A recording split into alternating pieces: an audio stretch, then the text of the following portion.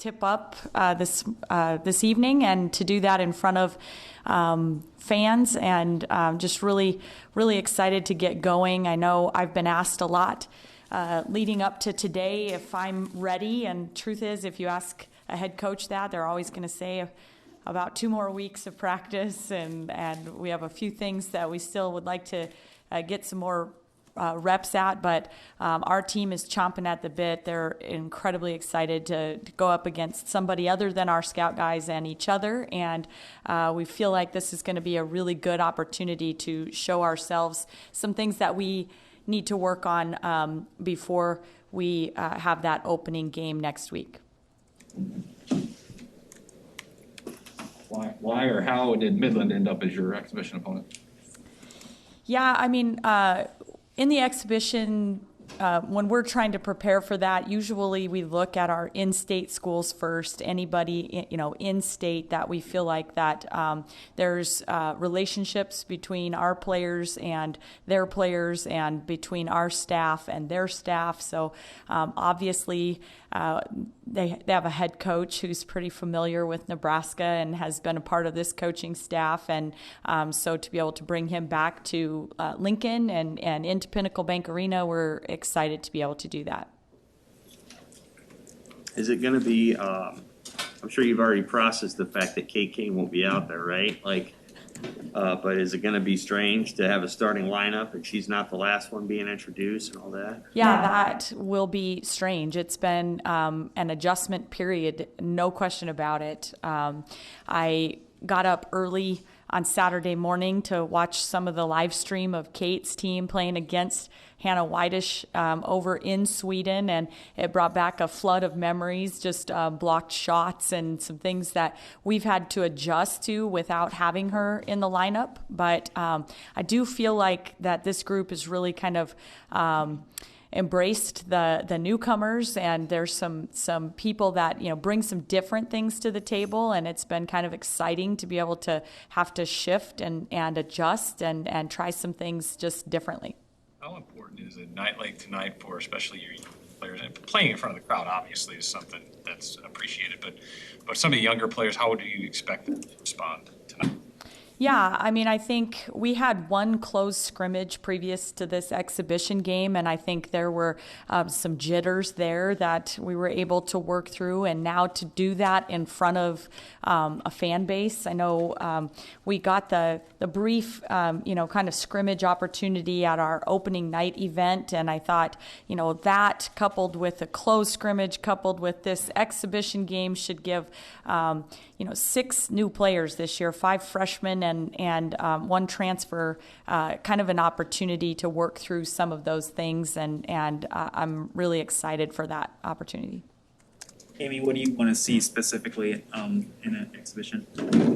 The biggest thing that we're looking forward to seeing is just we really want to up our defensive intensity, and we've been really focused on that, and it's something that we just, for 40 minutes, we want to try to put our team in a position to make them uncomfortable tonight, and that's the number one thing I'm going to be looking for. Obviously, potential isn't production, but how close is this team to being among your better three-point shooting teams, if they do what you think they can?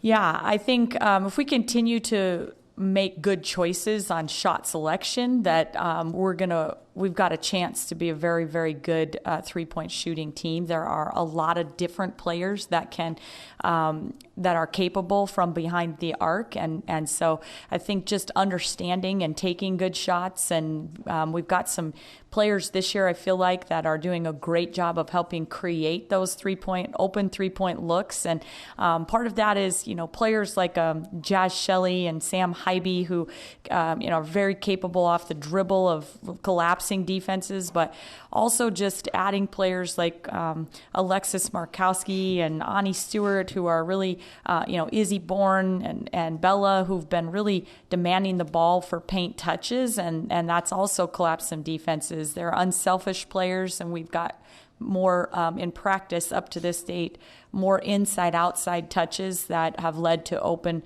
three-point shots as well. Everybody okay health-wise, or do you anticipate holding anybody out tonight?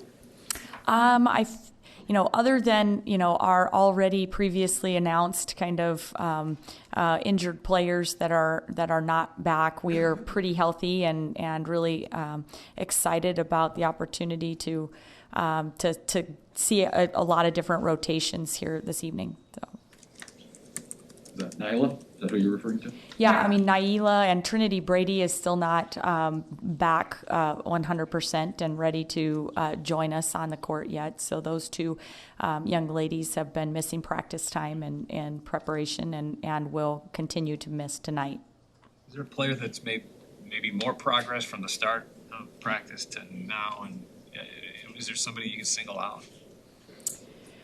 I think right now, Ruby Porter has probably been the one that really stands out to me of just making the most progress on both sides of the ball. I think this past week she earned our gold jersey, which is kind of our leader for deflections and really kind of defensively kind of we're calling our Gata jersey, it's gold jersey for the week, and she won that, and she's also been consistently producing. She was our leading scorer in our close scrimmage, so she's been really, I think, stepping up and proving to be capable on both sides of the ball.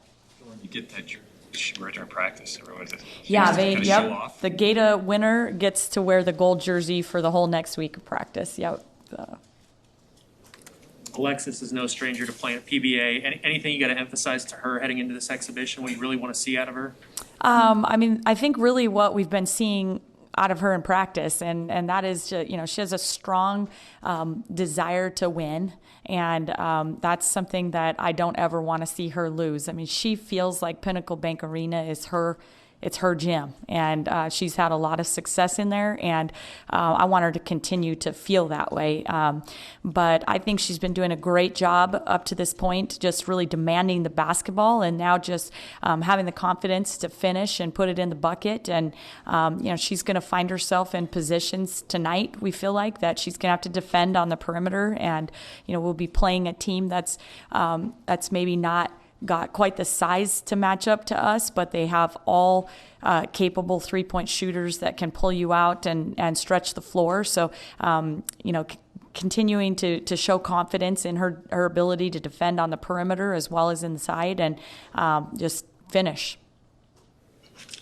I think is that for you guys too, national letter and intent that next week? Yes. Now that you can kind of see what happens with the portal, that was really good for you guys. Do you kind of hold some stuff back now and just kind of wait to see what's out there in April and May, and instead of trying to do it through the draft, so to speak?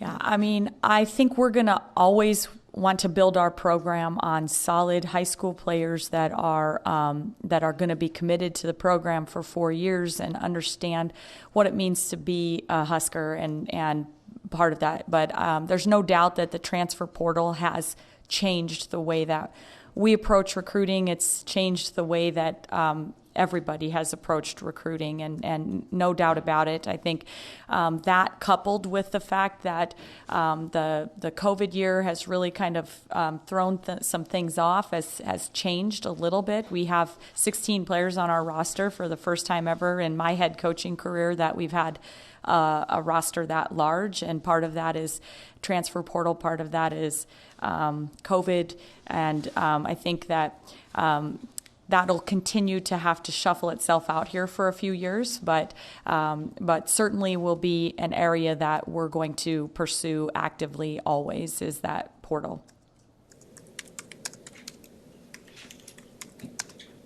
Anything else, Coach Williams? Thanks.